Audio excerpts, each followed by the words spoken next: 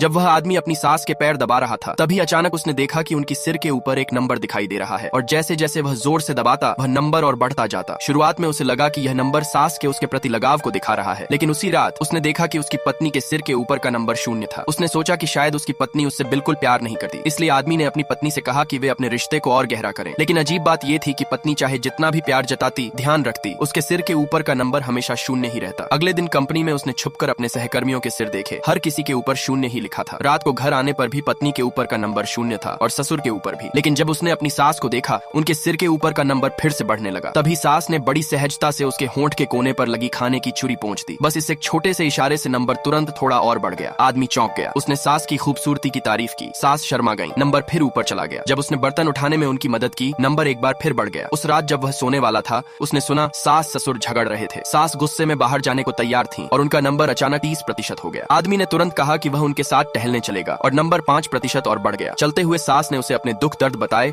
और उसकी खूब तारीफ की। नंबर सीधा 45% पहुंच गया। उसी समय सास फिसल गई। आदमी ने तुरंत संभाल लिया। सास भावुक हो गई और नंबर तेजी से बढ़ने लगा। तभी अचानक पत्नी पहुंच गई। आदमी ने तुरंत समझाया कि सास का टखना मुड़ गया है। पत्नी को कुछ शक नहीं हुआ और वह भी मदद के लिए आगे आई। लेकिन जैसे ही पत्नी आई, सास के सिर का नंबर तुरंत 30% पर गिर गया। कमरे में लौटते समय सास ने बस एक नजर आदमी की ओर डाली और नंबर फिर ऊपर चढ़ने लगा। अगले दिन सास ने उससे अपने चोट पर दवा लगाने को कहा और जैसे जैसे वह दवा लगाता रहा, नंबर लगभग 100 तक पहुंचने ही वाला था कि तभी पत्नी ने अचानक दरवाजा खोल दिया। सब्सक्राइब कर लो, अगला पार्ट जल्द ही आएगा।